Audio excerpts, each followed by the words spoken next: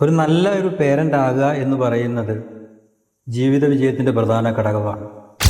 സ്വന്തം മക്കൾ ഒരു വേദിയിൽ നിന്നും സ്വന്തം മാതാപിതാക്കളെക്കുറിച്ച് അഭിമാനത്തോടെ പറയണം എന്നുണ്ടെങ്കിൽ കുഞ്ഞിനെ എങ്ങനെയാണ് വളർത്തിയത് എന്നുള്ളതിൻ്റെ തെളിവാണ് ആ മകനോ മകളോ ഒരു പൊതുവേദിയിൽ ഇരുന്ന് സ്വന്തം മാതാപിതാക്കളെക്കുറിച്ച് അഭിമാനത്തോടെ പറയുക എന്നുള്ളത്.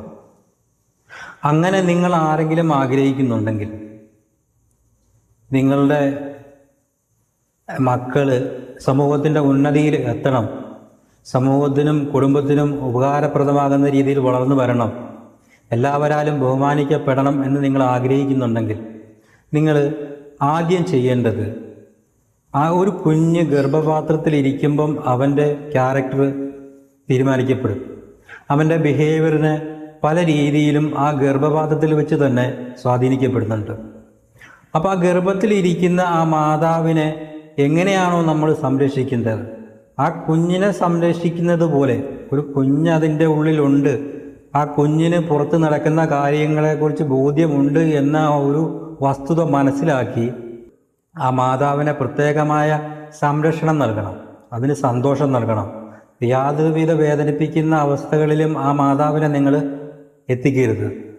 ആ മാതാവിന് സന്തോഷവും സമാധാനവും ഉണ്ടാകുന്ന അവസ്ഥയിൽ ആ മാതാവിനെ നമ്മൾ ശ്രദ്ധിക്കണം. ചുറ്റുപാട് നിൽക്കുന്നവർ പല രീതിയിലും പെരുമാറുമായിരിക്കും.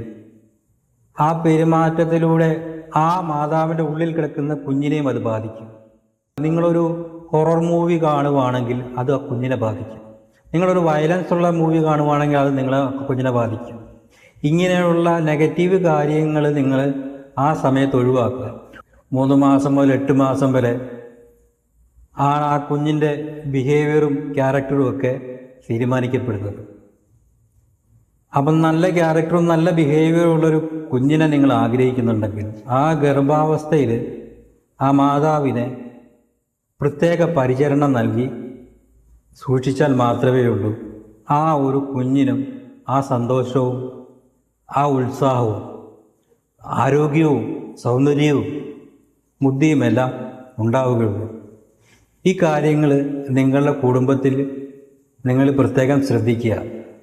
ഒരു നല്ല തലമുറയെ നമ്മൾ വാർത്തെടുക്കണമെങ്കിൽ അത് ഗർഭാവസ്ഥ മുതൽ നമ്മൾ അതിനെ ശ്രദ്ധിക്കണം.